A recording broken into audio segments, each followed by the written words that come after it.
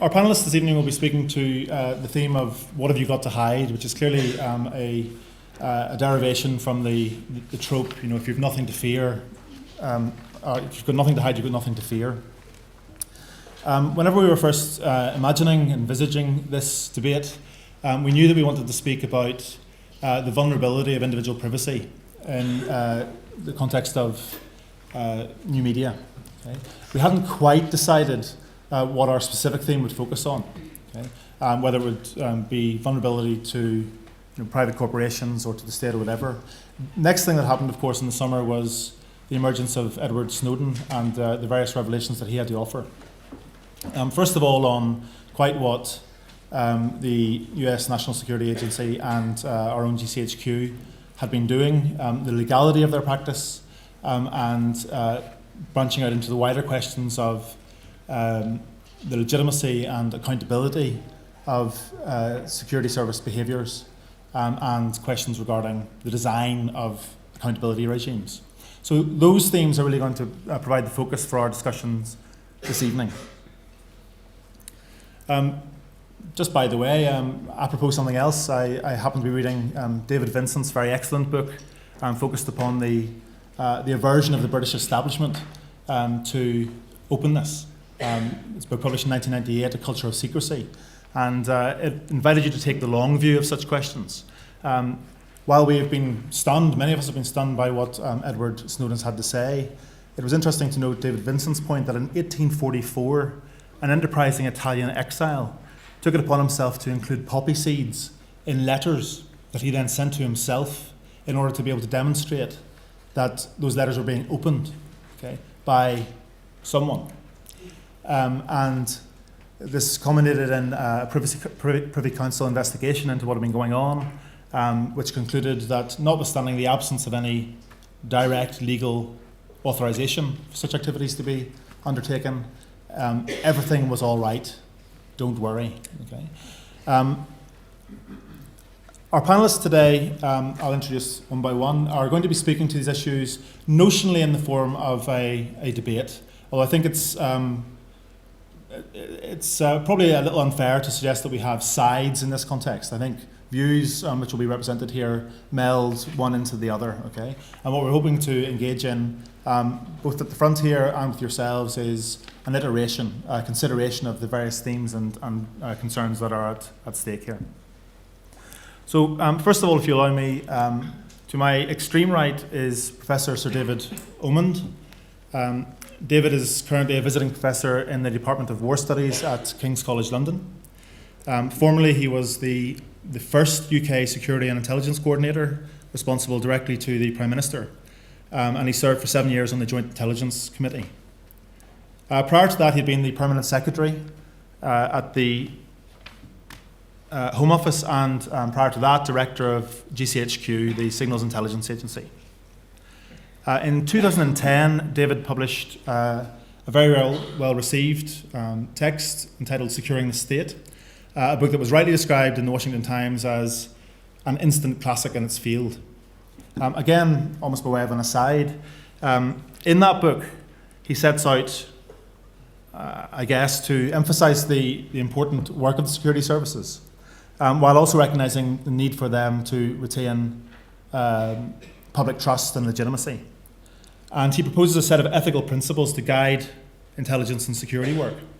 I thought it was very interesting that self-same set of principles has been adopted with appropriate amendment by The Guardian in its statement of guidelines and ethical standards to be followed by its own journalists in the conduct of their news-gathering activities.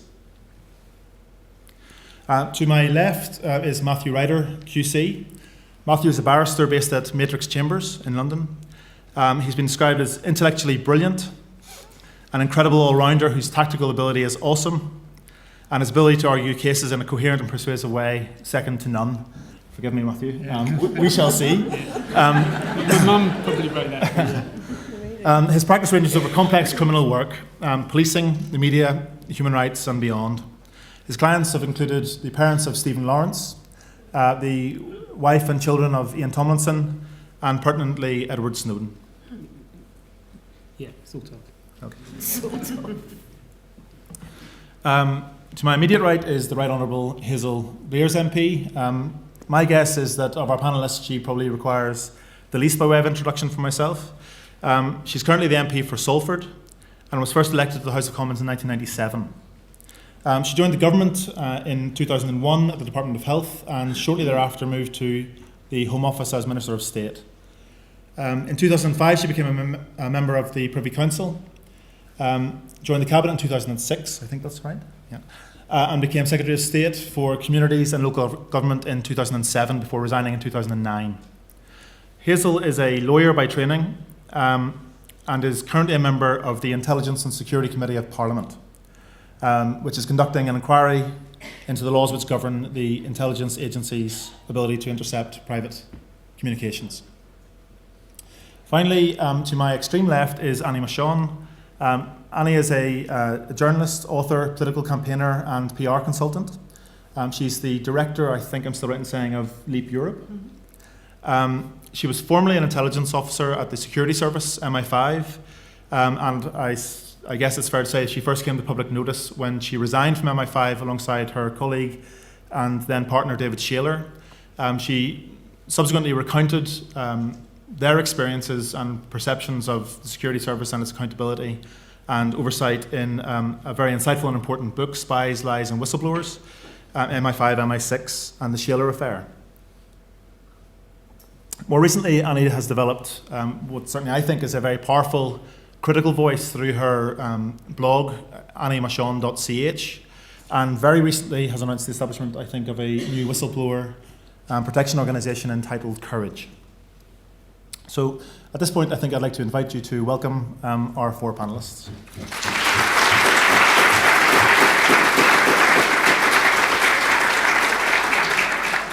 Our panellists will speak in just a moment for around 10 to 15 minutes in the order that I've just introduced them. What I'd like to do then is invite you to proffer whatever questions, comments or queries that you might have of our panellists.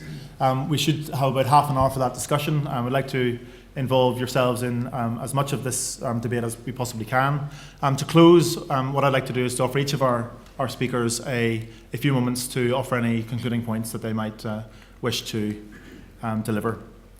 Just before I ask David to kick off then, I thought that for the sake of completeness I should mention that there have been two further books published or to be published very soon on the themes of our discussion this evening. The first, entitled The Snowden Files, The Inside Story of the World's Most Wanted Man, authored by Luke Harding of The Guardian, narrating The Guardian's experience of the experience of journalists at The Guardian of the development of this story as it has proceeded over the past months. And secondly then, a further book, The Snowden Operation, Inside the West's Greatest Intelligence Disaster, authored here by Edward Lucas, who is a senior editor at The Economist magazine. Both are available shortly. I think I'm right in saying that Luke's book is to be published tomorrow, but certainly if it's not out available yet, it's pending shortly. Finally, I'd like you to note that this is the second in our series of the debating law events. Watch this space for further instances in this series. And finally, I'd like to ask you if you're contemplating tweeting on our discussions tonight to adopt the hashtag #LSE Hide, HIDE, if you need interpretation of my accent. Okay, so without any more ado, can I ask David to kick us off? Well, good evening, everyone. Privacy, security, and the media is our subject tonight. We need, I think, to cherish our free press. I support an editor's right to print within the law the writings of investigative journalists and even of advocacy journalists. But with that freedom also comes the opportunity for the media to make mistakes, to get things wrong, to be partial in their reporting and to do damage as well as good to the public interest. And it gives people like me the freedom to point out where I think they've got it wrong or are likely to get it wrong in their interpretation of where the public interest lies.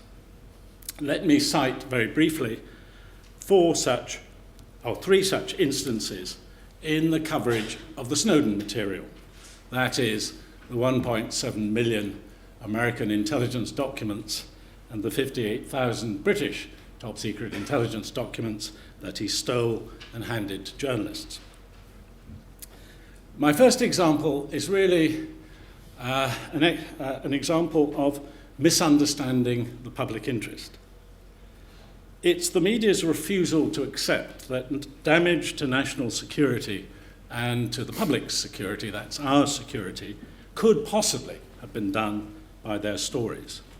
Yes, The Guardian redacted the stories they printed to remove obvious dangers, such as the names of intelligence officers. But no, they didn't understand where the real sensitivities lay in giving global coverage to some of the tricks of the SIGINT trade, signals intelligence trade, making it harder to gain the intelligence necessary to track the dictators, terrorists, criminals, proliferators, paedophiles and others whose communications are all mixed up with everyone else's on the global packet switch network of the internet. The editors did not warn their readers that there will be a price to be paid, a price attached to their journalists exercising their proper freedom. I can't resist very briefly drawing on the description of Edward Snowden given in the new book by Luke Harding that was referred to, who was one of the Guardian journalists who worked on the story. Snowden is a right-wing libertarian, an individualist, libertarian, opposer of gun control, supporter of Tea Party Senator Rand Paul. He continues to support legitimate intelligence collection, but he was and is genuinely appalled by the idea of the US federal government collecting and storing information on ordinary American citizens, believing that to be unconstitutional. His tragedy is that he turned not to Congress, which had been kept in the dark by the administration, but to the wrong sort of advocacy journalists who had much wider exposure agendas. So Edward Snowden has ended up doing what he has said publicly several times he did not want to do, which is harming the security of America. The media response is to say, well, prove it. Prove it does damage.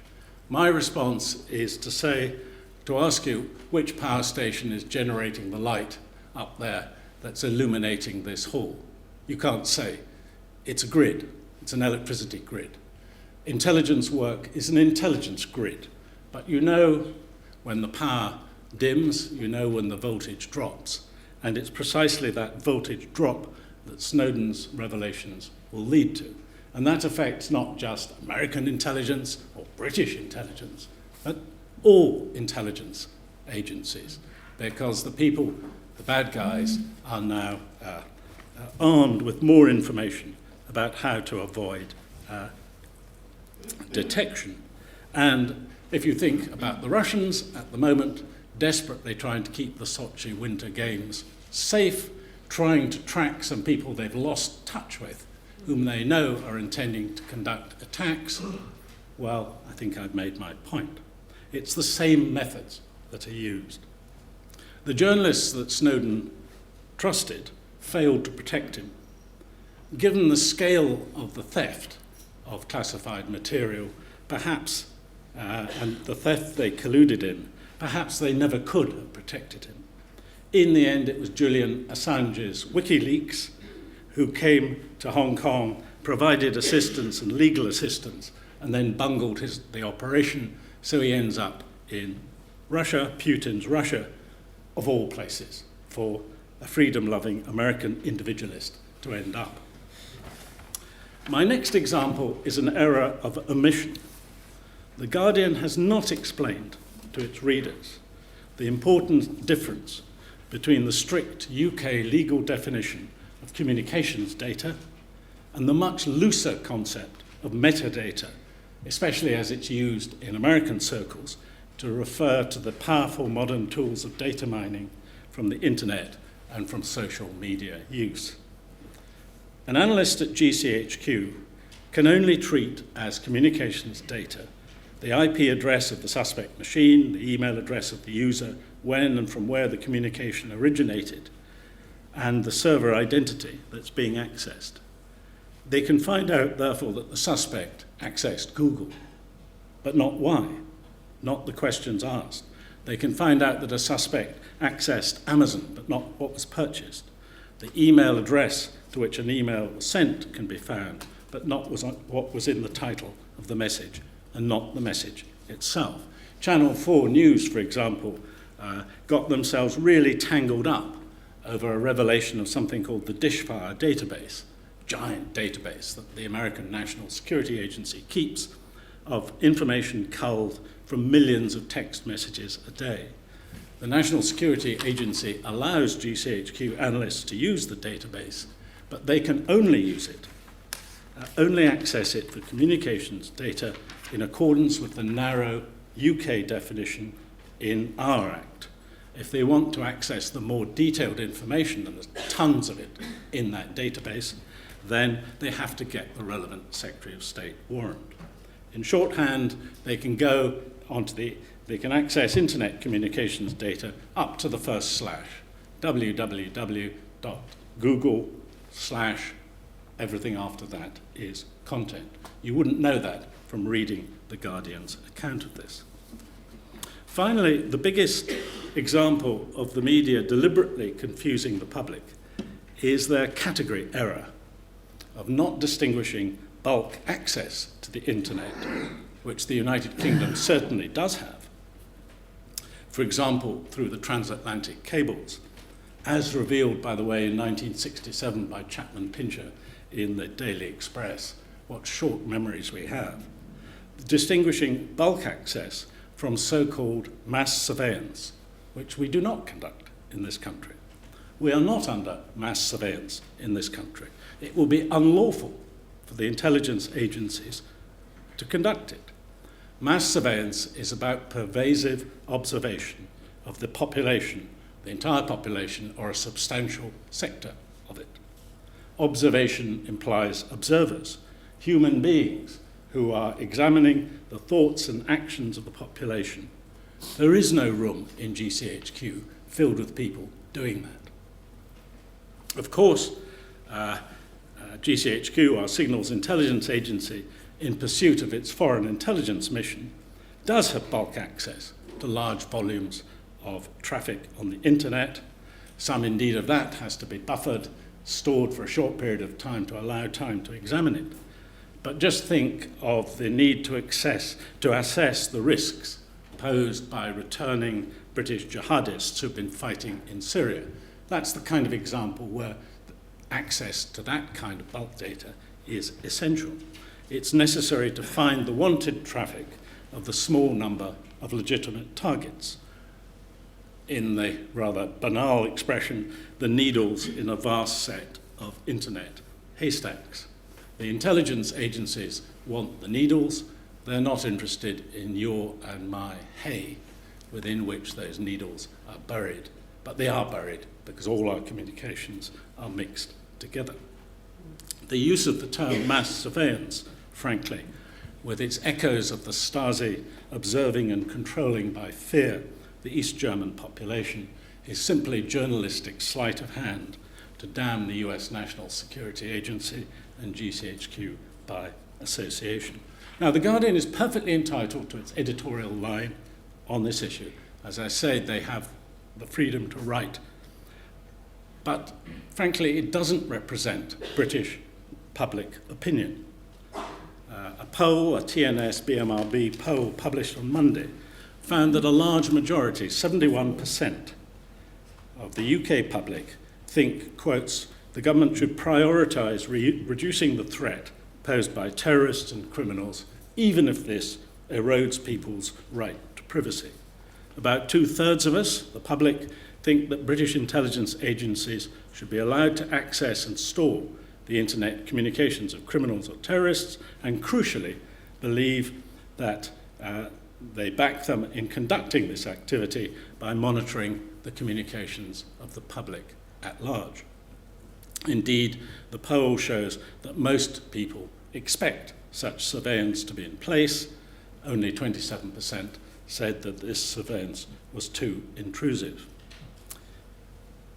In conclusion, we just have to remember that in an internet age, those who wish to harm our society, the enemies of society, the dictators and the terrorists and the criminals, the current case of live streaming of paedophile assaults and sexual violence, for example, they can communicate anonymously using a huge number of applications ranging from Skype to Snapchat, multiplayer games, Dropboxes in the deep internet. With huge technical ingenuity, our civil servants in GCHQ can track many of those targets down so they can be brought to justice. I think what we should be discussing this evening is how we can be better assured, by better oversight, that these powerful tools that GCHQ and the National Security Agency now have can never be misused in the future. But I hope we won't waste time debating the fact that they need these tools. Thank you. Very good.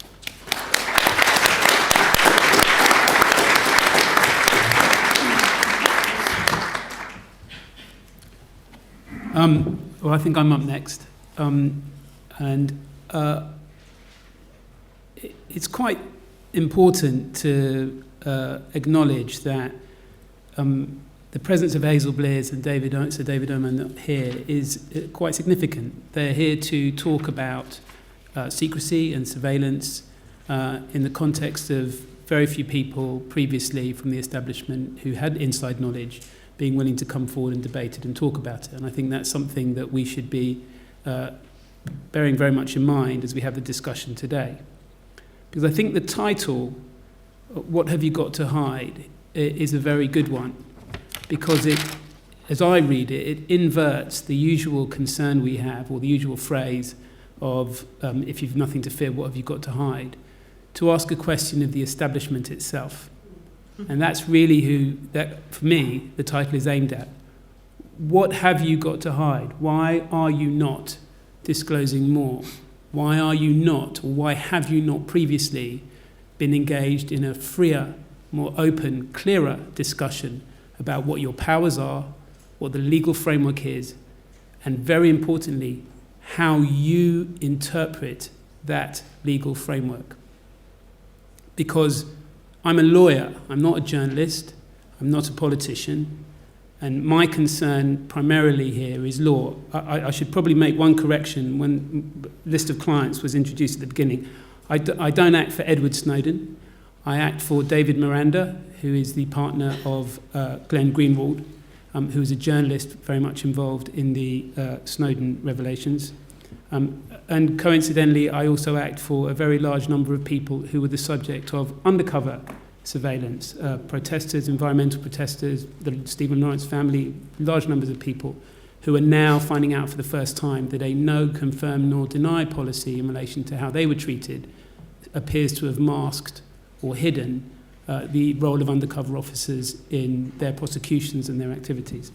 So surveillance and secrecy and the consequences and the problems caused by surveillance and secrecy is something that's part of my everyday work.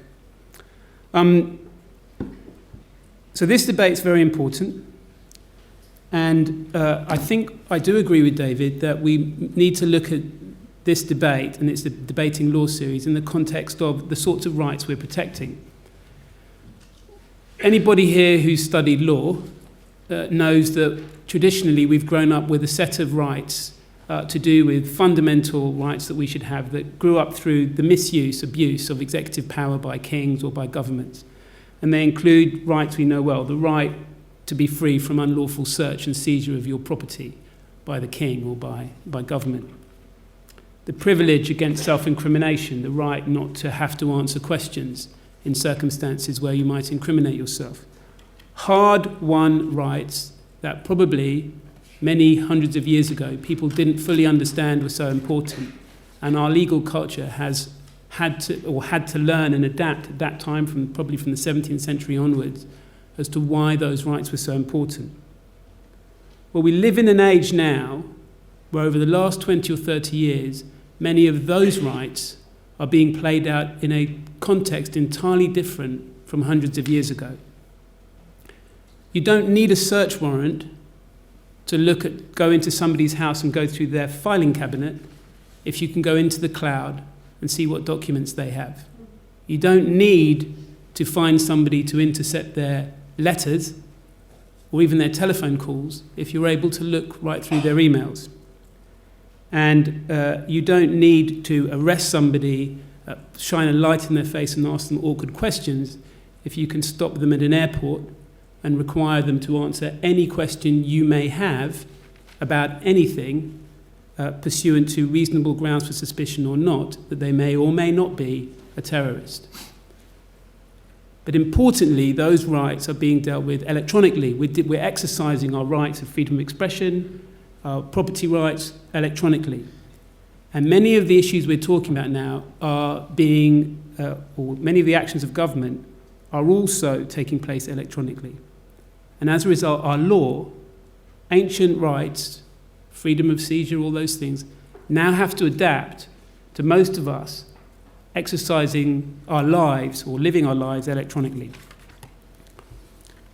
So in other words, the legal debate about what legal power should be and what the legal framework should be isn't, in my view, up to speed with the reality of our modern electronic lives.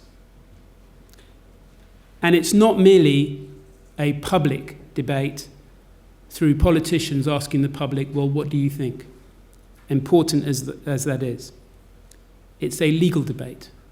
It's a debate about rights. It's a debate amongst people who understand what those rights are. That means government. That means judges being able to assess them. And that means Parliament properly scrutinising the actions of the executive and those legal rights being worked through in light of that scrutiny.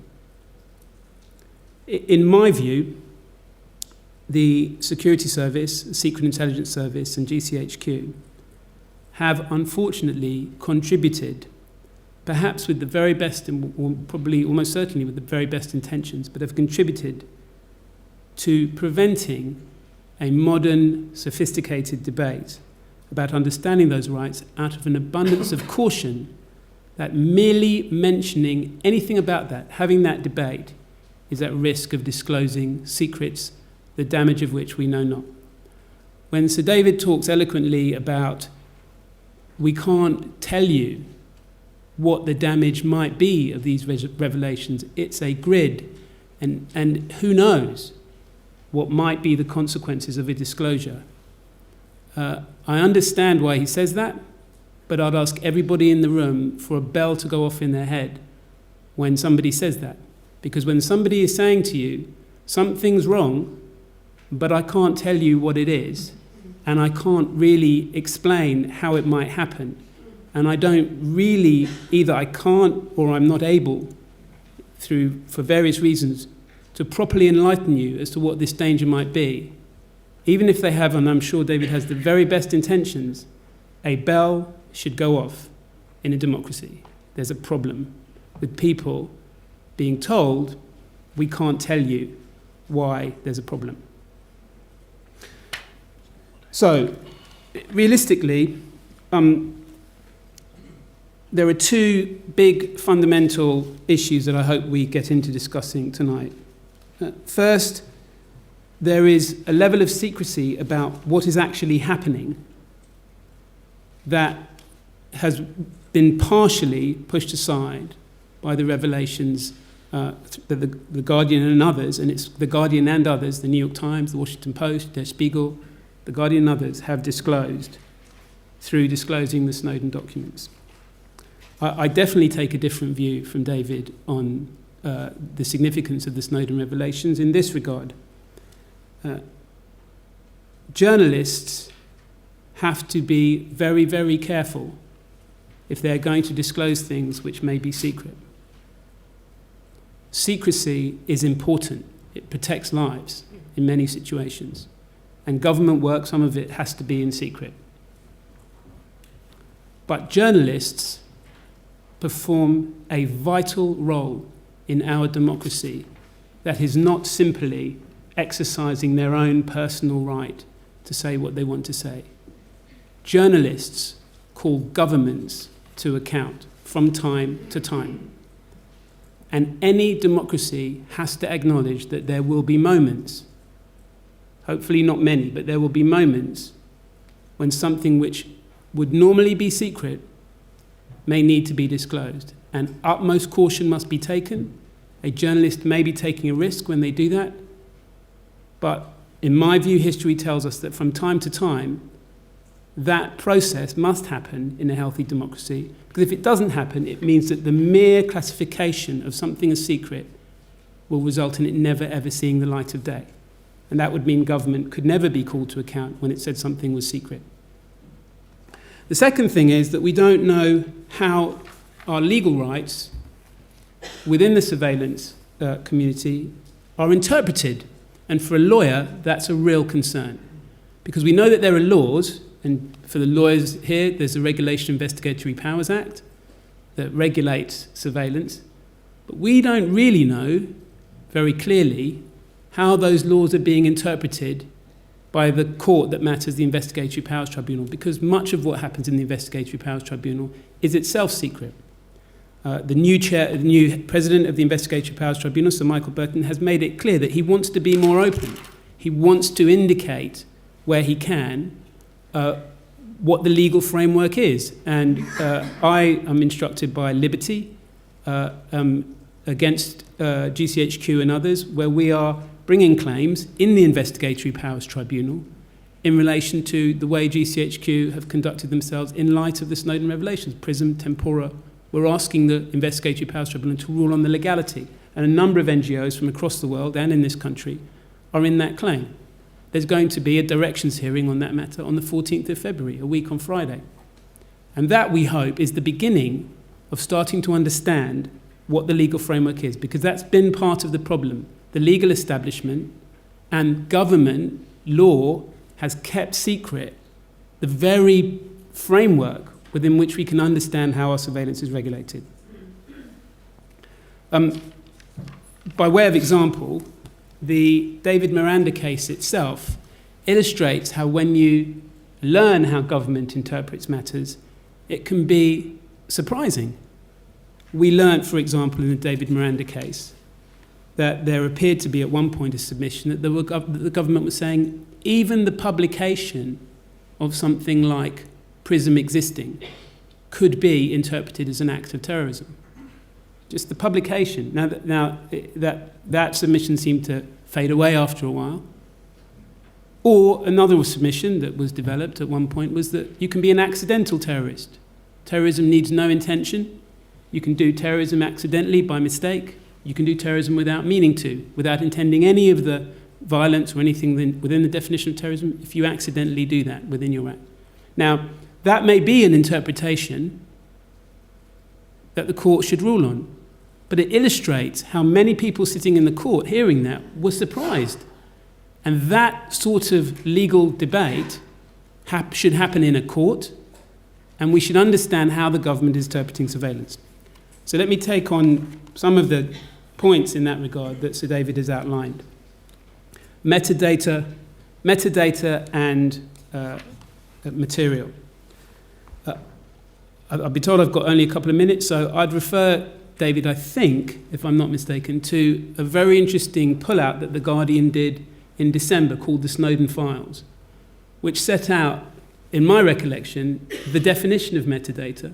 Alan Rusbridge has made it very clear that what metadata is, and, for example, how journalists in particular are concerned about metadata, because metadata can disclose sources. Just knowing who is emailing who can be very, very important information for a journalist. But if I've got 3 minutes, can I just ask you all, as we have this discussion, to keep some things in mind? Firstly, if someone on this panel, as we're having the discussion, says, You're wrong, but I can't tell you why. A bell should ring. If someone on this panel says that the Intelligence Surveillance Committee is a satisfactory oversight mechanism, a bell should ring. And I'd refer anybody to a very interesting speech given by the former Director of Public Prosecution, Lord MacDonald, about what he thought were the problems with the Intelligence Services Committee. I know Hazel sits on it. And although it's been beefed up, and I'm sure it does the best it can, its report on PRISM begs the question, why did Edward Snowden have to reveal what was going on before the Intelligence Services Committee seemed to get their teeth into it?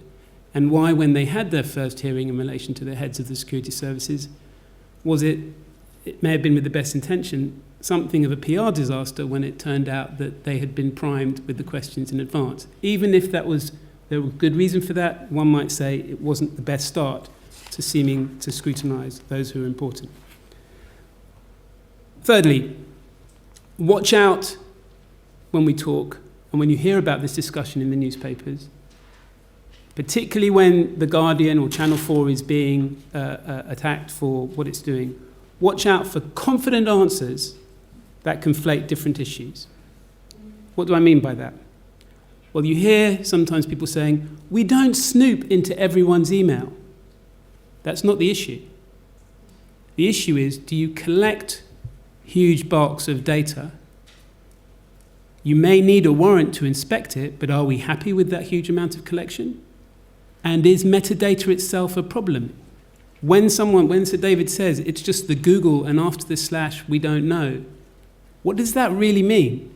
Because Google may not tell you very much, but another website may tell you a lot, or an IP address may tell you a lot, or who you're emailing, even if they don't look at the content, may tell you a lot.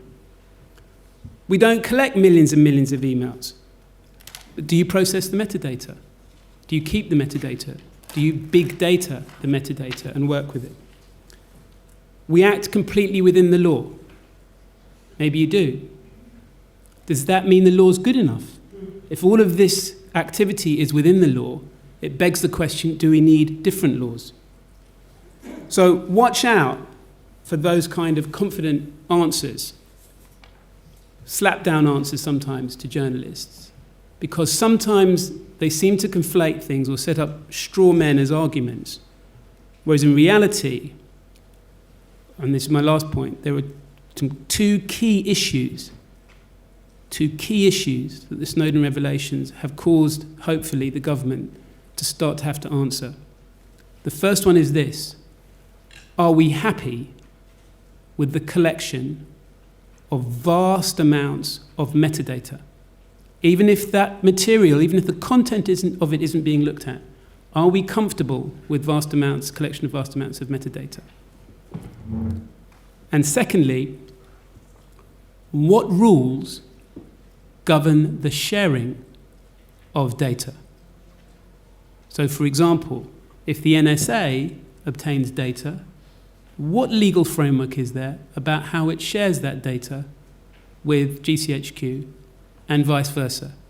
These aren't questions that necessarily have a negative answer, but it's critical that we have a public debate and we bring legal framework to what at the moment has remained in the shadows. And I think Edward Snowden and those who've published much of what he said deserve credit for forcing the issue out of the shadows and being in a position where we can debate this, at least in the hypotheticals, much more freely and much more openly.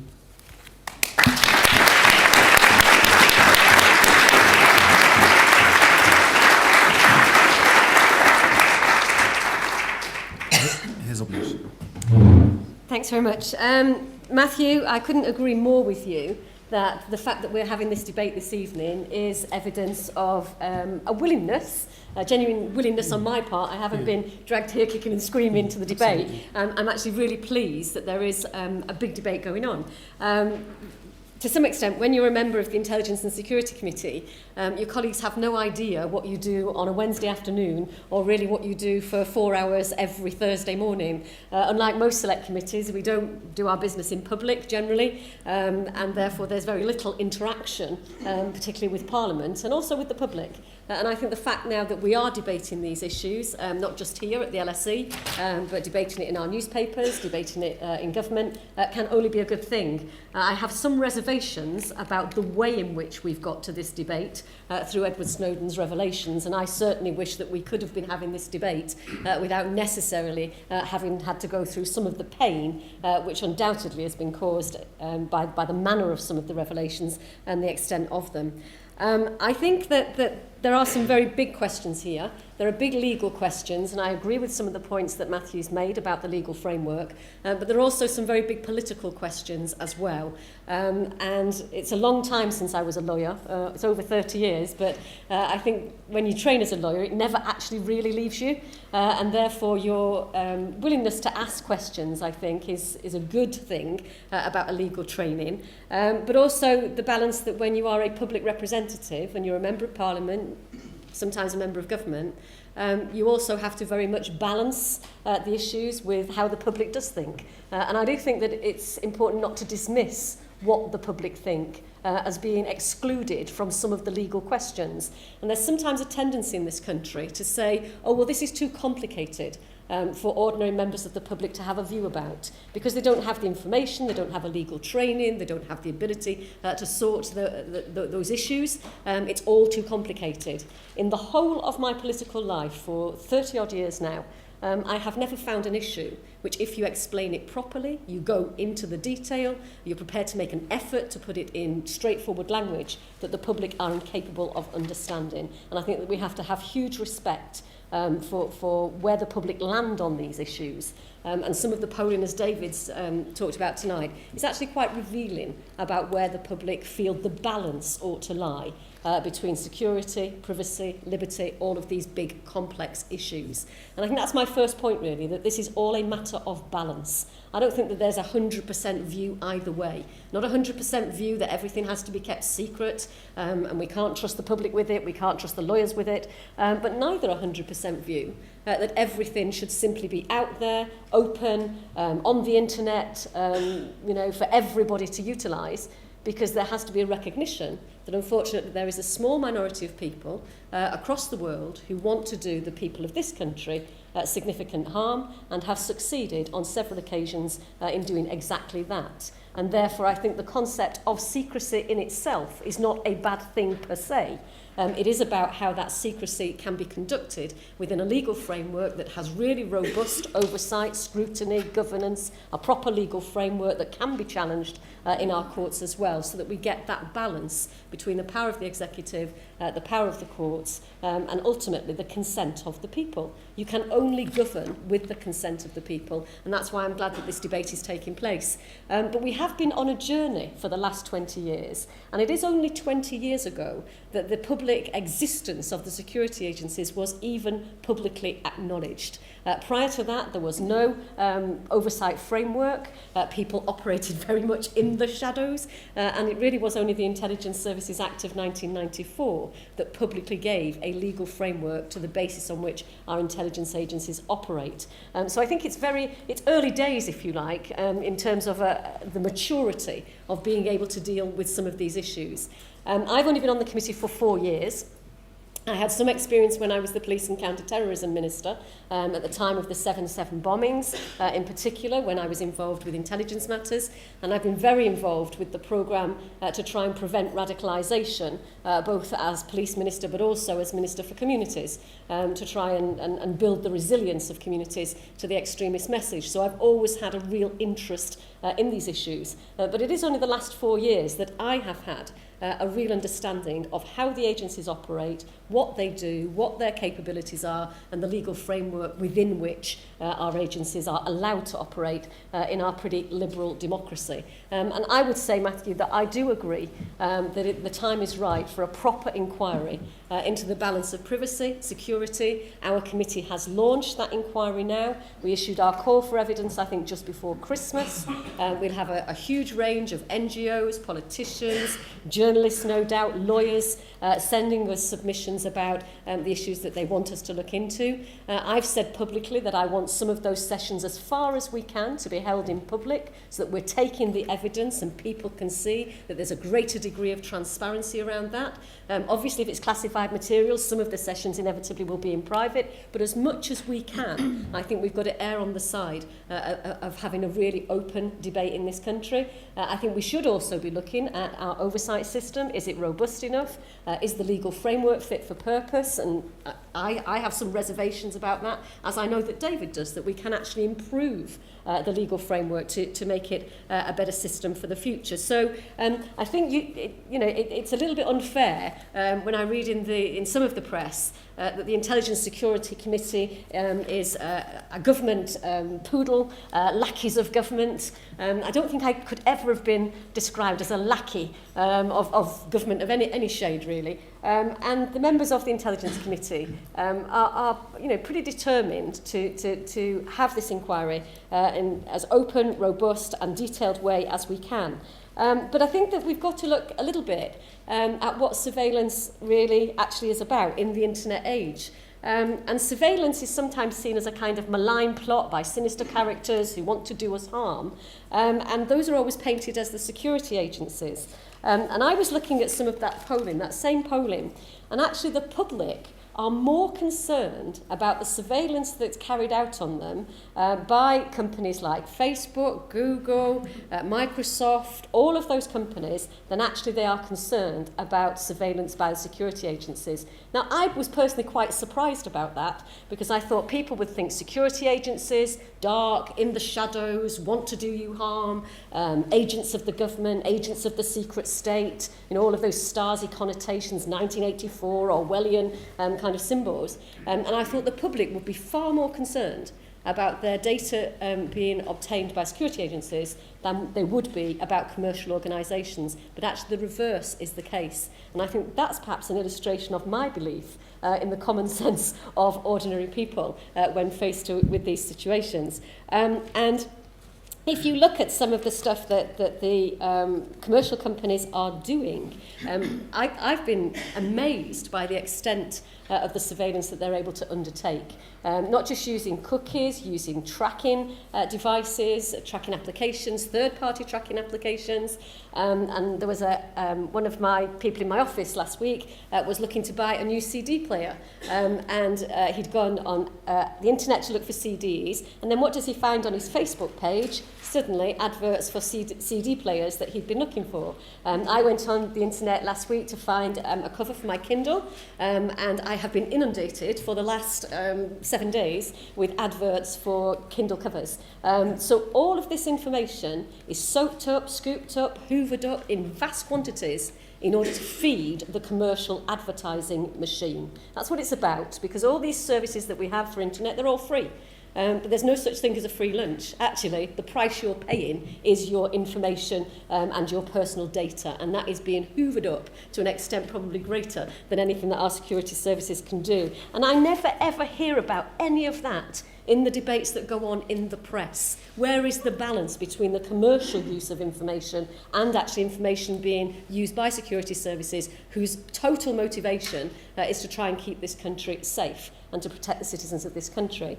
And I think it was Max Weber's described surveillance as a benefit for the development of Western capitalism and the modern nation state. And I just find it a bit of an irony that many people on the left, and I'm a Labour politician, but many people on the left left are more worried by the security agencies rather than these companies. And, you know, if it's being used to make Western capitalism a more powerful, rapacious beast, I'd have thought we would have seen a little bit more outcry on the left about the way in which these companies are operating. Where's their legal framework? Where's their accountability? Do they have an intelligence security committee that calls them to account for all the work that they're doing? The buying and selling of your data is absolutely immense. There's been an estimation that we're all giving £5,000 worth of data each person every year for these companies to buy and sell and make money and make profits, and yet I don't hear a peep about any of that. And therefore I would just ask people to take a balance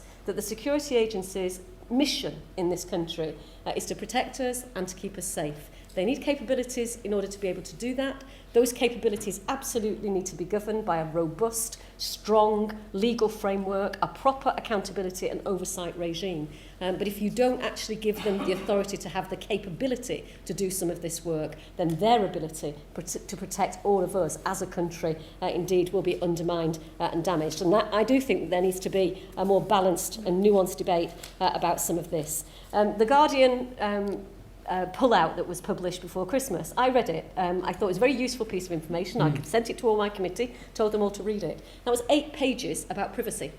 I looked in that pull-out. I don't know if you did, Matthew. There was not a single mention of terrorism, not a single mention of the threat. It was all about privacy. Now, if you've got a threat, then you've got to balance that with how much capability do you give your agencies in order to combat that threat. And you also have to then balance it with the important issues around privacy as well. And yet I feel that some of this debate has simply been in the realm of privacy. We're outraged, our privacy is being invaded. But the only reason the agencies do it is in order to be able to protect us from the undoubted threat that we face. And I'm afraid, you know, I won't say I can't tell you. There are several thousand people in this country, as we speak now, as we sit here in this hall, who are actually on the radar of our security agencies, who are in some degree, some lesser, some greater degree, actually now actively plotting, conspiring, working together in order to do this country harm. It isn't a figment of our imagination. We're lucky that in the last 10 years or so, the big spectacular events like the 7/7 bombings haven't been repeated, but we've had probably a dozen quite serious and complex threats, which if they'd got to fruition, would actually have caused multiple casualties, multiple fatalities in this country. We've had a couple that have got through. We had the Glasgow attempt up there. We've had the Woolwich murder of drummer Lee Rigby, things that have actually got through the system. And unless you've got capability to be able to discern intelligence, to look at patterns, to look at fragments, to look at leads, to be able to follow all of that up, then we're in danger of missing the people who actually want to do us harm. I just want to say a couple of words about oversight and accountability. We have come quite a long way, and we've come kind of further faster in the last couple of years, I would say. The Justice and Security Act that was passed last year has some changes in it which I think are quite far-reaching. And one of them looks like a really small change on the surface. In the past, the committee was only able to request information from the security agencies. So what they did was to kind of edit the information that they would give us, thinking this is what we ought to see. And we've changed now our ability to request information. We now have the power to require information from the security agencies. That looks like a small change, but as in most legal areas, one word can have a tremendous effect. We now have the power to send our officials into the agencies, to look at primary intelligence material, to inspect the files, to make sure that we get everything that is relevant about the inquiries that we carry out. In order to do that, we need more resources, we need better investigators, we certainly need more technical support, and that's something I think does need to change as the internet becomes ever more complicated. I'm not an IT specialist, I'm not somebody that has all of this knowledge. What I need as a member of that committee is I need people sitting with me, talking about the capabilities, how does it work, how does Prism and Tempora and all these programs work. that is independent from the agencies, so that I get a view into all of that. But I do think now that the changes to the Justice and Security Act give us more power, more resources. We've been negotiating with government for some time. I think we're just about at a position where we know what we're going to get. And I hope that we will have the power to do more in future. Having said that, I do think that the legal framework certainly needs examination. If you read the RIPA Act, it is slightly impenetrable, and I know David was very involved in formulating that legislation, but I have read it again and again and again, and I think I've got it, and then I find a subclause somewhere else that tells me something different. So I do think it's well worth looking at that. I also think that there are some issues about the receipt of information that we get from our allies, and whether or not our legal framework is sufficiently robust to cover that, particularly where it's passive receipt, where we haven't asked for it, but somehow we've got it. How do we then apply our legal framework to make sure that we are never doing anything in receipt of information from other countries that we couldn't do within our own properly robust legal framework? So I'm looking forward actually to getting some of this evidence at the committee, to looking at our oversight, making sure that it's robust enough going forward. I know the Investigatory Powers Tribunal has been a very shadowy creature in the past, and I'm pleased that now they want to be more open in the way that they operate. And I really don't have any problem at all with being open, as long as that's consistent with protecting the people of this country. And I just wish that this whole debate was a little bit more balanced in terms of why the security agencies do what they do. And it's trite to say, isn't it? I know that I meet them quite often. I go to GCHQ, I go to the Security Service, I go to SIS, I meet the people who are engaged in this mission. And, they are incredibly impressive. They are so conscious of their responsibilities under the Human Rights Act. They're so conscious that of the need in a democracy to exercise their powers and capabilities in a way that's consistent with the law, that it's hugely impressive. We don't have rogue intelligence agencies in this country, unless Annie's going to tell me something very different when she makes her contribution. I genuinely do not believe that we have rogue intelligence agencies that are out there beyond our control, roaming about, gathering information that's against the interests of these citizens, of our citizens at large. My final point is that there's a lot of contradictions in this debate. And sometimes when I talk to people, sometimes, very often lawyers, sometimes judges, it's all about a matter of how much risk you're prepared to take. You could live in a society like East Germany was, where every other person was an informer for the state. None of us wants to live in that kind of society. I certainly don't. But you have to decide where your appetite for risk really lies. Because if you come back from that position, then you're increasing the risk, perhaps all the time, of how much you're going to be able to protect people. And some people have said to me that, they're not prepared almost to have any limitations on openness and any limitations on powers. And if the result of that is a terrorist event that kills a couple of hundred people, that is in a democracy. And it sounds terrible to say, but it has been said to me that that's, in a way, a price worth paying. That's the price we pay for our freedoms and our democracy and everything else. And that's a legitimate view. And I think that as a society, we have got to really be prepared to take that on and say, where is our limit to our appetite for secrecy? And where do we say, well, that's enough, that's as far as we want to go, and we will accept the risk that the people who want to do us harm will have more freedom to do us harm in that kind of scenario. Now, if we end up with a consensus around that in our democracy, then so be it. All I would say is that the people who want complete kind of individual privacy will deny capabilities to our agencies that could be absolutely crucial in protecting us from the terrorist harm that people seek to do. And that balance is really up to all of us, not just politicians, up to all of us as citizens. Where do we think the balance is rightly struck? Where are we comfortable in our free society of having that balance? And how can we ensure that there is as much oversight, scrutiny and robust legal framework to give us the confidence that we can give our agencies the capabilities to protect us and to make our country the pretty safe place, actually, it is at the moment.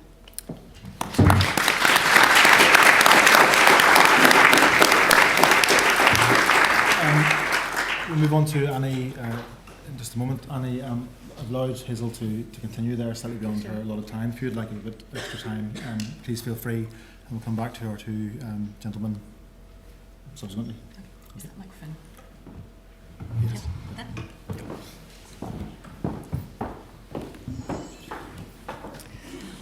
Well, thank you very much for some very interesting contributions from the three previous speakers, and also for the praise of some of my former colleagues. I know that many, many people, good people, go into these agencies with the best of intentions to protect our national security and our way of life. However, of course, it's not all roses, as I'm sure you will expect me to say a little bit about tonight. In the 1990s, I was employed as an MI5 intelligence officer, and there I met my former colleague and partner, David Shaler, as was mentioned in the introduction. And we saw a number of things going wrong. And this was in a fairly ethical era of MI5's 100-year existence, because they had just been put on a legal footing for the first time in 1989. And this is before 9/11, when some of the more extreme practices came into being. But despite that, we did see a number of things going wrong, which included files on government ministers, bombs that could and should have been prevented, which were planted by the Provisional IRA on UK streets, which exploded and killed innocent people, and then the spies lying to government about their mistakes in those operations. Illegal telephone taps, innocent people going to prison, and also MI6 funding an assassination plot against Colonel Gaddafi of Libya in 1996, which was not approved by the Secretary of State, Sir Malcolm Rifkind, at the time, and which obviously didn't achieve its objective, which was to assassinate Gaddafi, but did kill innocent people. So that was a range of things that we saw going wrong. This is well documented at the time of the whistleblowing in the late 1990s, where David Shaler became a rather notorious, very famous whistleblower when he exposed these issues. And by doing so, and by my helping him, we found ourselves literally having to go on the run around Europe. We did an Edward Snowden years ago, and he had to live in hiding for a year. He had to live in exile in France for 3 years. And he went to prison not once but twice. First of all, when the British government failed to extradite him in 1998. And then secondly, after he had returned to the UK voluntarily to stand trial for a breach of the Official Secrets Act and was inevitably found guilty for his whistleblowing. So I just mentioned that as a sort of run-up to why I want to say what I'm saying now. And one of the key points, of course, of tonight's debate is the issue of privacy. Privacy versus security, liberty versus security. Having done something rather extreme in the 1990s, having gone on the run and blown the whistle and crossed the intelligence agencies, I know from experience what it is like to live without a sense that you can have privacy in your life, where you can't guarantee that your communications are not being intercepted. You can't even feel you can have a conversation with your mother about a family issue without the possibility that it is being recorded. Where you can't also guarantee privacy in your own home because there might be bugs in your flat or in your house, even in your own bedroom. And where also there might be the possibility of some of your friends being pressured to report back on you to the intelligence agencies. And all I can say from that is whether or not that happened, whether or not that was realistic, and I think probably in the first few years that probably was a realistic threat assessment from our point of view, just the possibility of not having privacy is very corrosive to the human spirit, to your relationships, to the sense that you can't feel free to talk openly, and where you begin to self-censor what you might be reading and ingesting over the internet. So fast forward now, where we're looking at a much wide-ranging surveillance capability against all of us with the internet and the new technologies, where none of us now, in the wake of Edward Snowden, can guarantee that we have privacy in our communications. What is the impact for us? Well, again, it's not just corrosive necessarily to the human spirit, to the fact we might begin to self-censor. It is also corrosive, potentially, to our very way of life, to our democracy.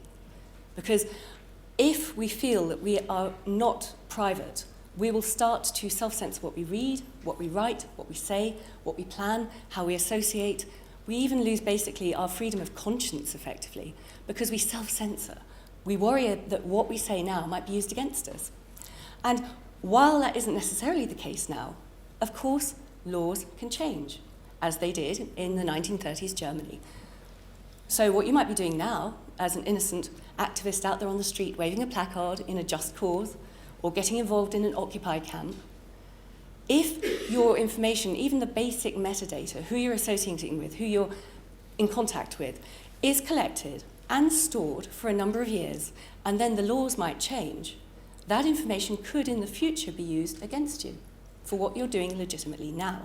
And if that sounds fanciful, just think back to a couple of years ago when the Occupy camp was in the City of London, and a letter was leaked from the City of London police warning the neighbouring banks that they deemed the Occupy group to be potentially domestic extremists / terrorists.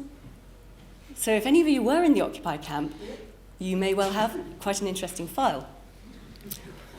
So if the laws shift, if you suddenly you are part of an organisation that in the future might be deemed to be more of a threat, and the basic communications data now is being stored for future use, you can see the dangers that might be facing each and every one of us. So this is why it's important, why privacy is such a fundamental right. And I think that the basic argument that we hear time and time again from the security and intelligence community, that there is a balance between liberty and security, is actually bogus. The core issue here is our right to privacy. And Matthew mentioned all the fights, the decades, the centuries, where we in Europe, we in the West have fought, our ancestors fought, for a whole range of basic human rights, which were of course enshrined magnificently in 1948 in the Universal Declaration of Human Rights. And they were enshrined for a reason then, to prevent in the future the horrors that had just been visited on the world during World War II, to prevent those sort of abuses happening again on that scale. And I would suggest that we have become bloated with ease and we have become complacent in the West because we have had 60, 70 years of peace, where we don't value the importance of these basic rights, why we have them. And in the name of protecting us against this nebulous, ever-increasing, ever-mutating terrorist threat, we seem quite happy to allow them to slide away, to slip through our fingers. And I find that interesting because when I was involved in the intelligence agencies where I worked there, one of the key threats at that time was the Irish terrorist groups. And realistically, on the streets of London, I remember there being security alerts virtually every day, and there'd be tube problems and things trying to get home from work. But actually, realistically, there were bombs going off on a fairly regular basis on our city streets, where people would be killed or injured. And there were debates, of course, around the balance between liberty and security and, do we take away rights to protect ourselves against the provisional IRA? And yet we didn't, largely. And now, when we face a far more nebulous threat and a far less realistic daily or weekly threat on our streets from this sort of nebulous global terror, we've given away so many of our rights, so unthinkingly. And I think that is a real problem for our democracy, for our way of life. And it's the democracy and way of life which the intelligence agencies specifically are there, supposedly, to protect. I do agree, though, that the balance, and it's great that there is an increasing awareness, an increasing debate around this. But one of the issues we have in how we regulate and oversee and control our intelligence agencies is trying to define exactly what they're there to do. Now, it says that they are there to protect our national security and the economic well-being of the UK. But actually, for the purposes of law, my understanding is that national security has never been legally defined for the purposes of law in this country. And we see time and time again, often with lazy journalists, as well as rent-a-quote people in the media, that national security is very often conflated with the national interest or the public interest or whatever. And that is not what the intelligence agencies are there to protect. It's only the national security angle. And I would suggest that national security is actually anything that poses a threat to the existence of the UK, an existential level threat, such as we faced during the Second World War. And I would suggest we haven't actually faced anything at that level since. Sure, it's terrible if a bomb goes off or a spectacular happens, people die, it's a terrible crime, but it is not an existential threat to our national security. So to give away our rights so thoughtlessly, I think is damaging our democracy more than the threat of terrorism ever could. Now, we do have these intelligence agencies, and Hazel is absolutely right. Of course, they are much more accountable than they used to be. The first accountability began in 1994 with the Intelligence Services Act, as she mentioned, and the establishment of the Intelligence and Security Committee in Parliament in 1994, which until this year, last year, has only been responsible for looking at policy, finance and administration, and could not investigate operational matters. And in fact, I remember, because I was on the inside when this law came into being, and there was a bit of trepidation from the spy community at that time. How much oversight will we have to submit to in Parliament? And when the ISA came out, there was relief all round. They realised that actually it was quite a light burden of accountability, and so it proved to be for 20 years. But it's fantastic now that there is more scope for operational investigations. I think that is crucial, especially because we have had evidence over the last decade or so that top spies and top police officers have been, should we say, economical with the truth when talking to the ISC, and the ISC members have no way of knowing. They had no powers to compel evidence, to compel information to come out. And we know this because Sir Stephen Nanda, former head of MI5, has said publicly he blanched at what he did not tell the committee. We've had Lord Blair now, who was caught out lying to the committee about how many terrorist atrocities had been stopped between 2005 and 2008. He doubled the number. Shades of General Alexander talking to Congress in America post-Snowden. And we've also had MI5 boss Sir Jonathan Evans having to admit that his predecessor had been less than frank about possible spy complicity in torture. And it was very easy for them to get away with this. So it's great that there are more powers. But it's also very easy in terms of oversight, and there are other mechanisms we can talk about. Just briefly, we have the commissioners that can go in and oversee interception of communications, of intelligence and matters like that. But again, I know from the inside, and this has been said before, it is very easy for the intelligence officers to game that process, to ensure that these people are not given full access to the people they need to speak to about ethical concerns and things that might have gone wrong.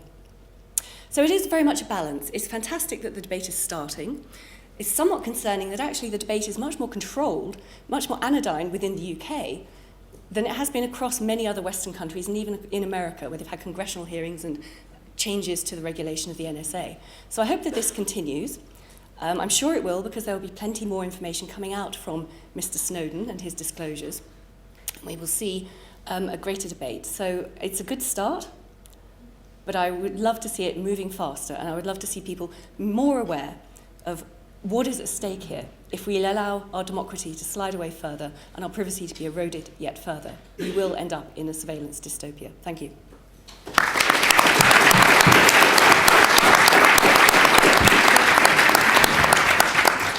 Okay, I've promised to open the floor. My intention at the minute is to probably try and steal a bit more time for us to continue, but The Guardian has been subjected to some criticism from the panel, notwithstanding Matthew's amelioration or tempering of that criticism. So I thought the very first thing I should do is offer anybody who in the audience who happens to be from The Guardian, not looking at anyone in particular or demanding that that actually happens, but offer them at least the opportunity to take up a right of reply. Jill, maybe you could introduce who you are. I'm the Director of Editorial Legal at The Guardian, for those of you who don't know me. So I've sort of been helping to steer some of the Edward Snowden stuff through over the last 6 months. And I mean, there are lots of points that I could make, but I wanted to pick up on one point that Annie made, which is that I do think it's interesting the complete level of paranoia that the UK intelligence services have demonstrated in this debate compared to what has gone on in the United States, where actually they've sort of embraced the fact that they messed it up and have started to look at how to sort it out. And we're really not getting there very fast or far in the UK. And the second point I just wanted to make, really, to defend the Guardian and the other papers who have helped publicise the Snowden stuff, is that if we hadn't done it, someone else would have. And if we hadn't done it in what we think was a very conservative way, in redacting, in not publishing an awful amount of the material, in working very hard to make sure that what we published fell on the embarrassing as opposed to the damaging side of the equation. And actually, despite what David says, no one has really come up with anything that persuades me that we really have done anything that falls the wrong side of that line.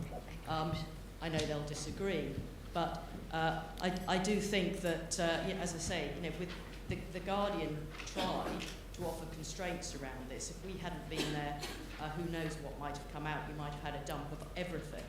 So you've got to feed those things into the debate in terms of the role that newspapers and journalists have to play in this sort of thing. And without Snowden and without those papers, you wouldn't be here tonight having this discussion, because it just wouldn't be happening, because you wouldn't know about it. So, thank you.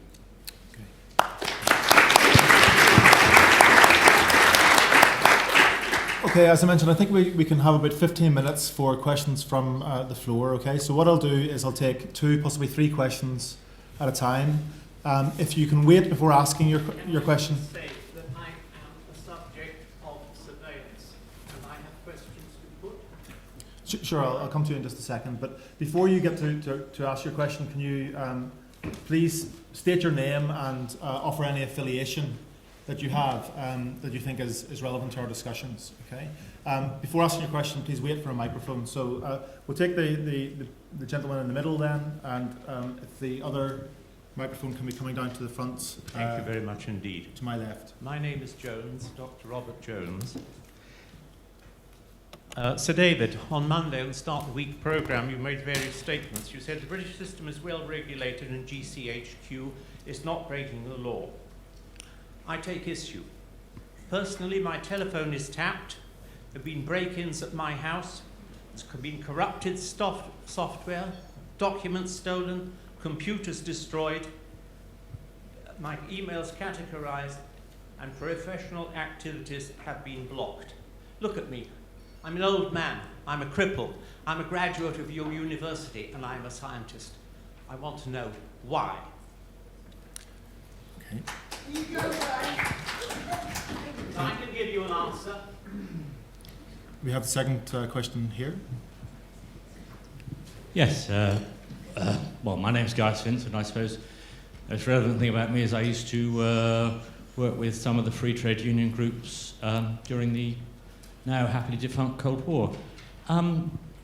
It is striking, I think, with the Oversight Committee, correct me if I'm wrong, but I think you're the only woman that's a member of it. I think the average age is said to be 66, which, given my age, the others must be terribly old.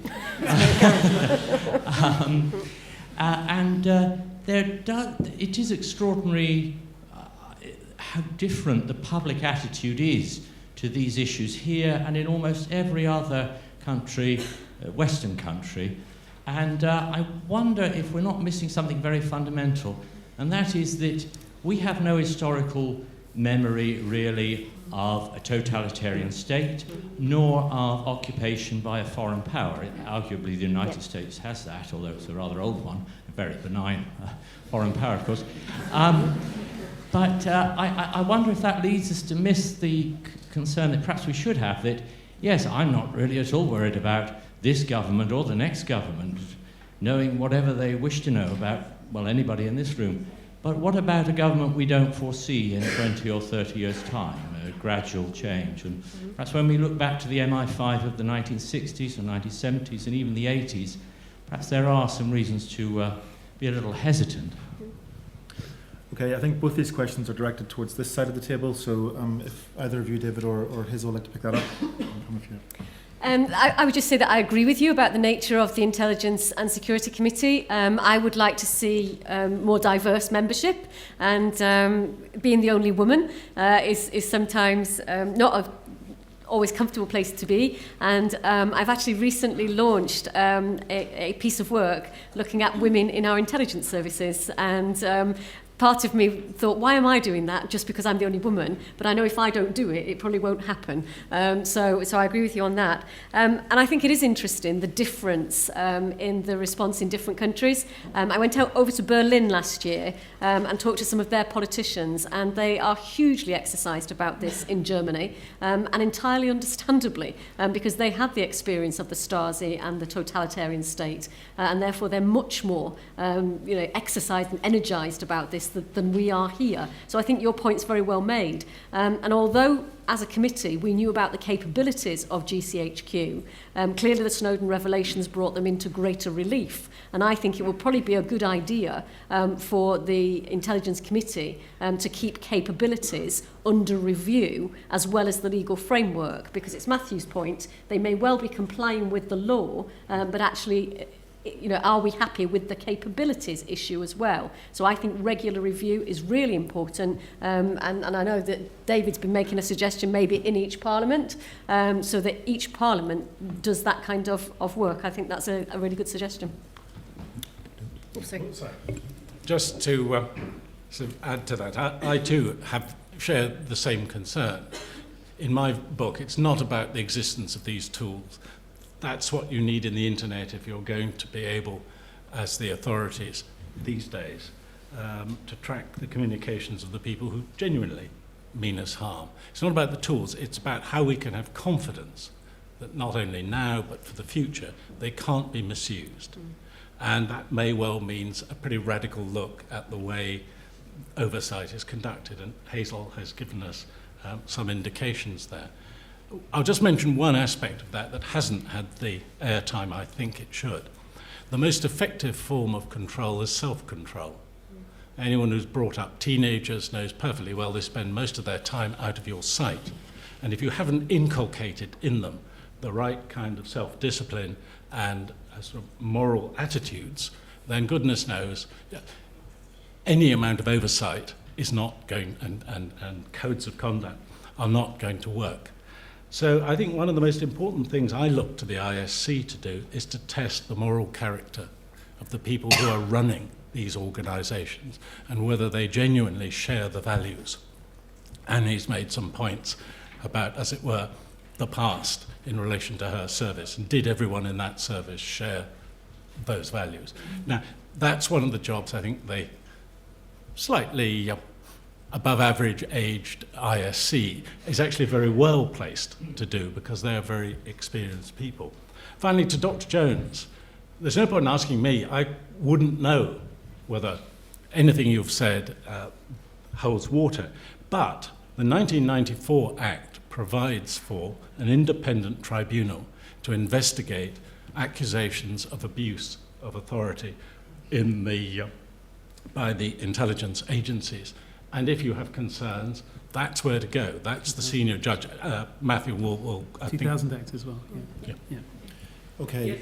It meets on a Tuesday afternoon once a week. Let me please answer my question. As I said, I am a scientist. I have discovered the cause of Alzheimer's disease. I've been trying for the past 4 years to get that in the public domain. Just today, this afternoon, at the Royal Society of Medicine, I found, yes, it's on the web. And if anybody wants to know, all you need are the words Alzheimer, pandemic, and blame, and that will lead you to the evidence. Now, I want to know why I have been suppressed all these years. I want to know about the burglaries. I want to know why there's no justice to me. And don't fob me off with it at the tribunal. I wrote to Jonathan Evans, former director of GCHQ. I wrote him 2 letters. I doubt whether they ever got to him and ever had replies. You just have contempt for people like me, sir. And this is a shame. I'll say one thing more. You're a Cambridge graduate. You walk out of your college and you cross the road and you're into my college. And it's time people like you have respect for scientists like me, because you haven't. And it's a shame. It's a disgrace. Thank you very much for that contribution. I'm sure some of us at least will go and search out the information that you've been alluding to. Okay. How you are not treated in psychiatric hospital? We have a lot more questions to come here. We have one at the very front here, and then we have a second question in the middle at the very back. Okay. John Wilson, I'm a journalist. Should people who leak or publish information which is of a danger to the security of the state be indicted for treason? And second question in the middle of the back there. Hi, my name is Eleanor Hinton. I'm from Public Concern at Work. We're a whistleblowing charity. Basically, it's widely acknowledged that this debate is an important debate. The release of the information has given rise to this debate, and we wouldn't be having it. if it wasn't for Edward Snowden, who I'm sure if America were able to get their hands on at the moment, he would be charged under the Espionage Act. We've seen what happened to Chelsea Manning for releasing information. From a legal perspective, do you think there should be a public interest defence for whistleblowers who have breached laws in order to get this information into the public domain? Okay, thank you very much. Two more legalistic questions, I think. Matthew, do you want to pick up the idea Sure. about whether your client should be susceptible to charges of treason? I think treason is an offence that's rarely used now, and more likely people who are accused of seeking to overthrow the state in some way are normally dealing with terrorism offences or Official Secrets Act offences. I think in reality there is a complex area where people who act in the public interest in order to reveal something and do it in a responsible way, even if there is a technical reason why their activity could be a criminal offence, the prosecution of such people needs to be considered extremely carefully. Catherine Gunn comes to mind as somebody who was a whistleblower in relation to the Iraq War, and the Director of Public Prosecution at that time decided it wasn't in the public interest to prosecute.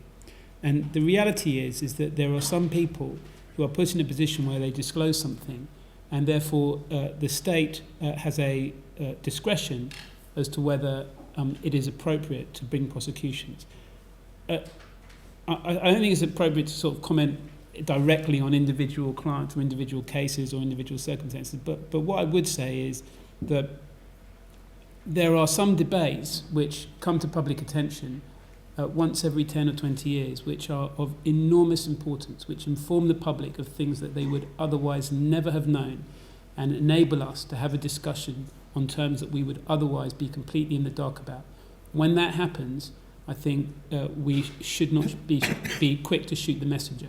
The reality is, if you take something like, and you could say in an Edward Snowden situation, realistically, in the sort of circumstances that people are in, when they disclose something that is of such public, it excites such public debate that begins to initiate global changes in legislation, when you have that sort of situation, the most important question to ask for the security services is why did it come to this before this information came out? Was there not a way we could have been more proactive in letting the public know about that, and so that this debate could have happened without it needing to be done through a whistleblower? I think the onus is very much on those organisations to ask themselves, how have we got to this situation? Why did the whistleblower have to do what they did in order to get this debate public?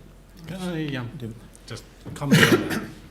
Firstly, don't let's be too glib about we wouldn't have known all this but for Snowden. If you'd attended my classes at King's College on intelligence, you would have known, you may not have known the word PRISM, but the existence of a lot of this was already well in the public domain, and very good journalists like Matthew Zayed had written books about the National Security Agency. I think the second thing I wanted to say, I'm on record as saying very firmly that I do not believe the Guardian should be prosecuted for handling this stolen material. I don't think it's in the public interest that newspapers should be prosecuted in that way. The damage has, however, been done. I'm not accusing the Guardian of meaning to do that. Lack of imagination and lack of knowledge of how intelligence really works has meant that inadvertently they have indeed done damage. Third point might make about Mr. Snowden. I had this vision the other day that if Edward Snowden had managed to get directly in touch with Alan Rushbridger, which he couldn't, he wasn't able to, he had to go through intermediaries. If he had, then Alan Rushbridger and the editor of the New York Times could have organised, I'm quite sure, a hearing in front of the Senate Oversight Committee in which the two editors would have flanked Edward Snowden as he demonstrated to the committee with some of his documents that the committee had been misled by the administration and that some of the evidence they had been given was, to put it mildly, misleading. That would have created a political stink of the first order and would have forced President Obama, indeed, to rein in, as he has done recently. It did not take the theft of 1.7 million top-secret documents to achieve that. And by that irresponsible act, I'm afraid that is what I regard as one of the tragedies of Edward Snowden. What really worried him was not the National Security Agency spying on you or me. What worried him was the American federal government collecting intelligence on Americans. And there's no doubt that the Oversight Committee in Congress would have reacted pretty strongly, as they have done now that it's come out, if that's all he had managed, if he had done that. Sorry. With all due respect, I think, David, you just slightly contradicted yourself there, because you said on the one hand that The Guardian had caused damage by reporting this material, but on the other hand, actually, this material was generally known because people like you have been lecturing on these programmes. They might just not have known the word prison. So slightly contradictory, but... No, well, just to clarify that point, what The Guardian has published, of course, not just The Guardian, but the other New York Times and the other newspapers, are some very specific points about some of the tricks of the trade. But the existence of the bulk access and so on, all of that is common knowledge. Again, I mean, I knock around with sort of geek circles, hacktivist circles. All this stuff has at least been suspected, or at least known about, and they've taken measures for years to try and counteract some of these surveillance techniques. So, you know, it's out there, just to pick up on some of the points, though, from the questions, actually. I believe the 1911 Official Secrets Act is still in place, in play under UK law, yeah, which means that actually if you do betray your country, you can be prosecuted and go to prison for 14 years. What we have with the 1989 Official Secrets Act was actually a revised act in order to particularly penalise people who blow the whistle, and you get 2 years in prison for that under Section 1.1. Because up until the 1980s, under the 1911 Act, there was indeed a public interest offence, and that is what 1980s whistleblowers, including Clive Ponting, used successfully not to get convicted. So there has been that, and the public interest defence was removed in order to stop whistleblowers. Damage defence. Yes, the damage defence, and of course the damage defence is still there, I think, for journalists as well, isn't it? Yeah. Just not intelligence officers. But I think it's interesting looking at what's going on at the moment, particularly in the US, where we're having a war on whistleblowers being waged. President Obama has used this Espionage Act from 1917, which is like our 1911 Official Secrets Act, 7 times since he became president to persecute whistleblowers.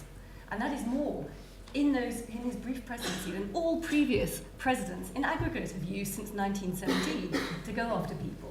So he's waging a war on whistleblowers. And even whistleblowers like Thomas Drake from the NSA, who went through all the approved channels, he went through his hierarchy, he went to Congress, he made representations, and yet he was still threatened with 35 years in prison for doing so. This, and I think Edward Snowden has actually said this very clearly, this is a deterrent for new whistleblowers coming forward. But even if you go through all the correct channels, you can still be persecuted. So I think he just wanted to get the information out there as rapidly as possible in order to make that difference. And I think he was deterred from going to Congress, as David suggested he could have done, because of those previous examples. And I would also suggest that it would be lovely to see in the UK, it would be lovely to see a proper, effective channel for intelligence officers to go to, where there could be meaningful action taken on the basis of their evidence of incompetence or cover-up or criminality.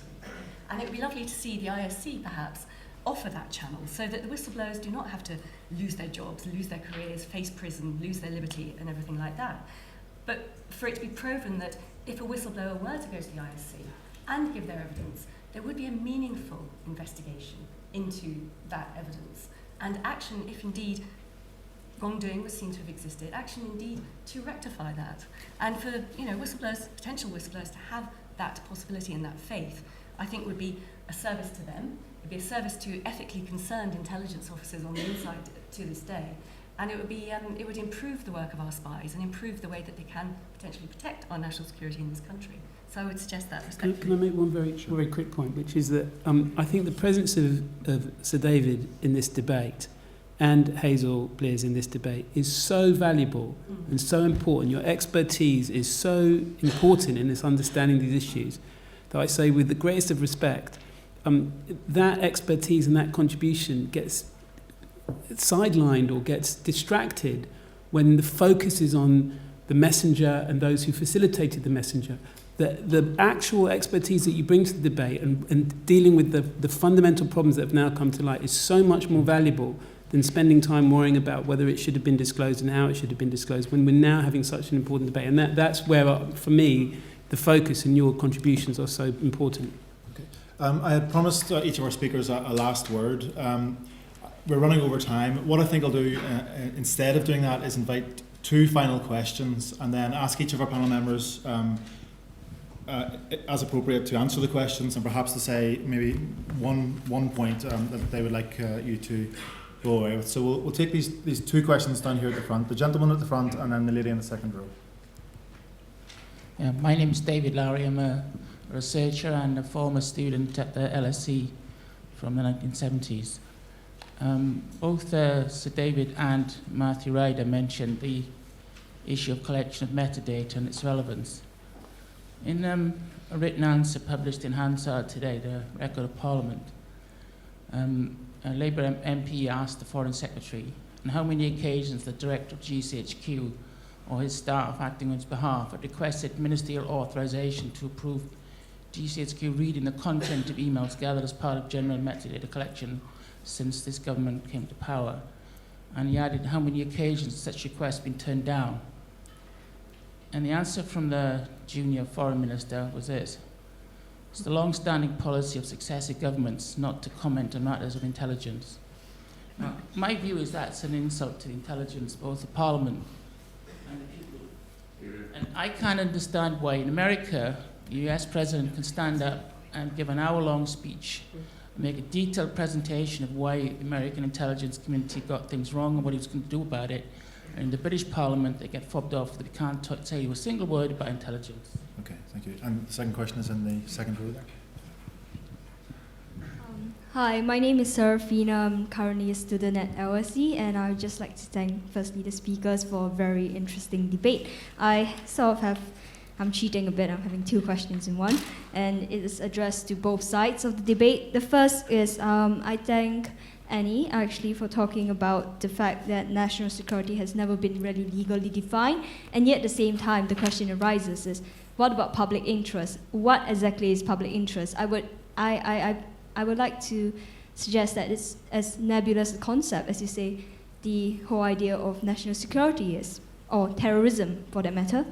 And the other question which I would like to address to Hazel Blears MP is, I agree with you entirely when that the commercial, private or public companies are collecting way more information in much more detail and in greater amounts, and yet at the same time it misses the nature of the coercive power of the state, because the state can do things to us that these private companies may not have the resources or ability to do. So how would you address that difference?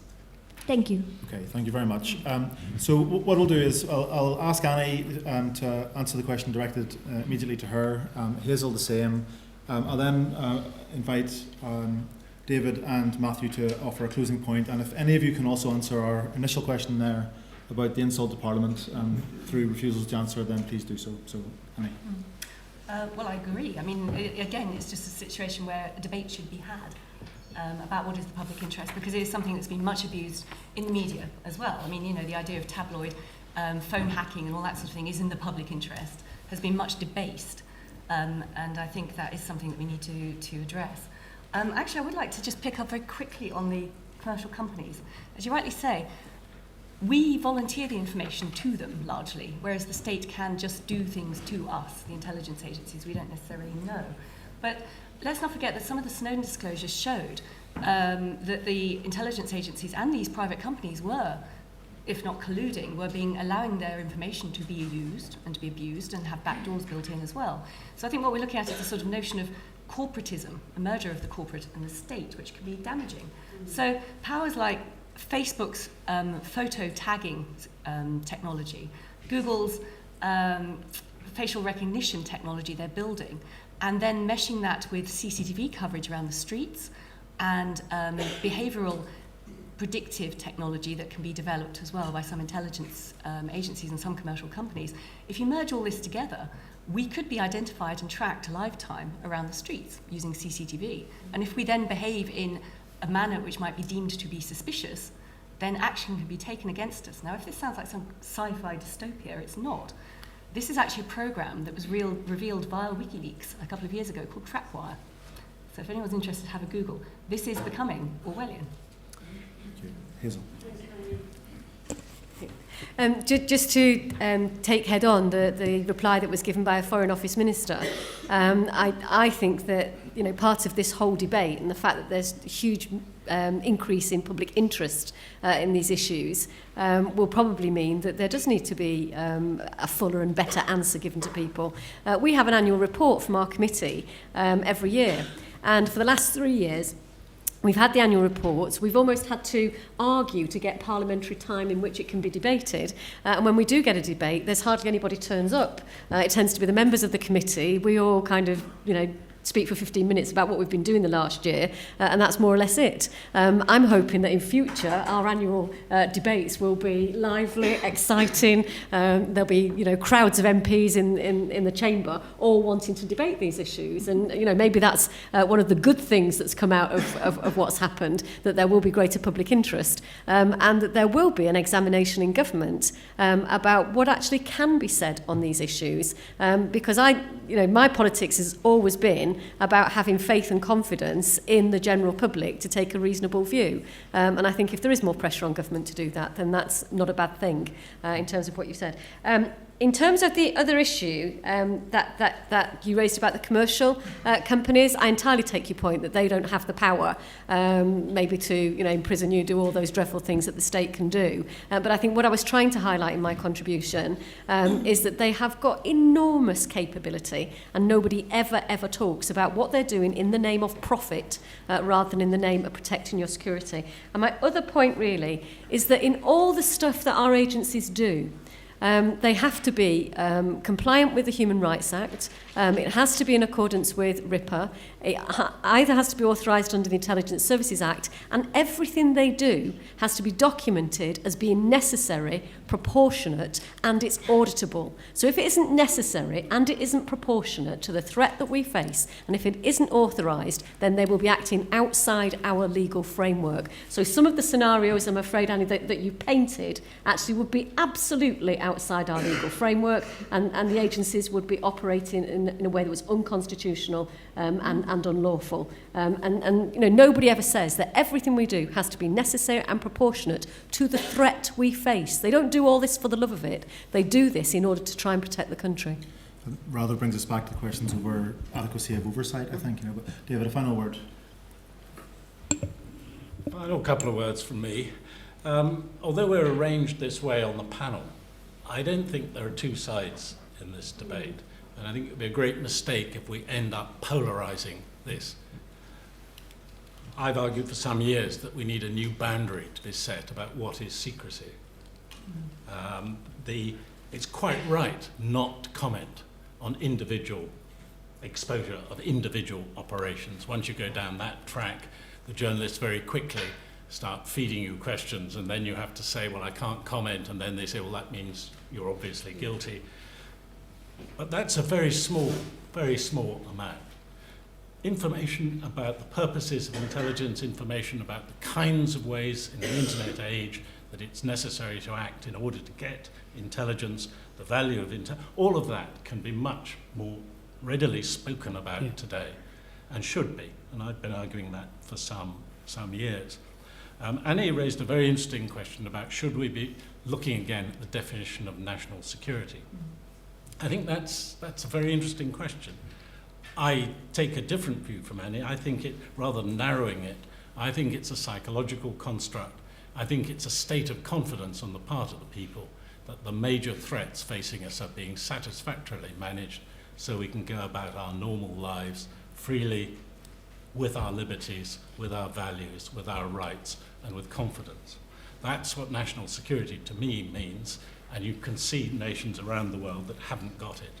And that, to me, means that rather than seeing the right to privacy as the core issue, it isn't. It's the right to security that, as I've defined it just now, that is the core issue.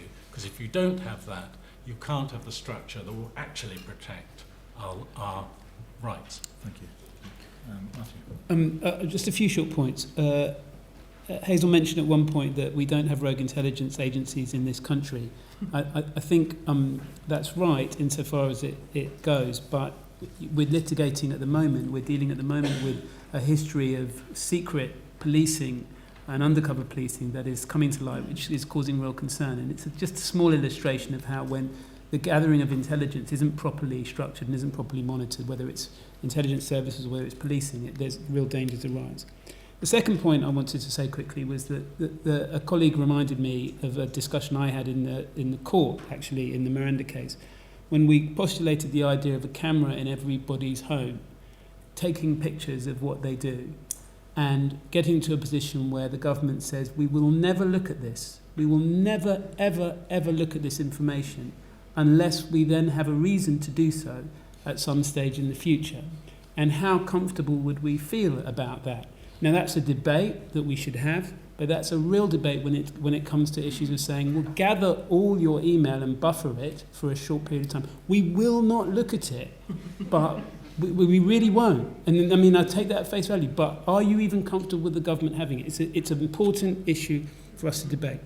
I think if one was to take some positives away from this, my headline is one of the Intelligence Services Committee, Hazel Blears, saying we need to look at regulation of receipt of information from foreign agencies. That's a fantastically important point for a member of the Intelligence Services Committee to make tonight. I really welcome that. I think that's a fantastic point to make.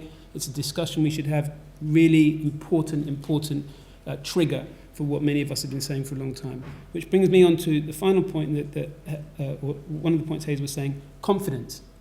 Confidence in our democracy means you can say things, you can reveal some secrets, you can say in theoretical terms, we are doing this, or this could be allowed in our law, and you don't have the paranoia that merely opening the door to something that could be happening suddenly destroys the great structures of secrecy on which our security depends.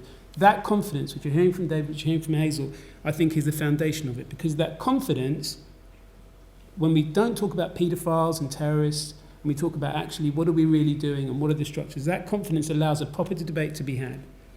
And we shouldn't be having that through trying to glean from a lecture here or disclosure there what's really going on. In fact, bottom line is this. We now know some of what's going on and we're litigating. When you come to a discussion like this, we say the debate has started and you hear we need to have a discussion, and that's very good. But then what happens is, where does the discussion go? And the next chapter where some of these questions are going to be answered will be in the Intelligence Services Committee itself, will be in Parliament, considering law, and will be in, hopefully, the courts that we have, whether it's Investigatory Powers Tribunal or Strasbourg or wherever, where we're starting on the basis of information we now have, thanks to these revelations, to be able to meet on the bones and say, let's have this discussion, let's see where the law lies, let's see where the framework is. And for that reason, the debate's good, but the next stage is answering some of the questions that the debate has raised. Okay, thank you very much. Just to close then, I would like to thank you all for your forbearance, first of all with our late start, moreover with our late finish, and thank you again for coming out on this dreadful day at all. And I'd ask you to join me in thanking our four panellists for their eminently insightful contributions.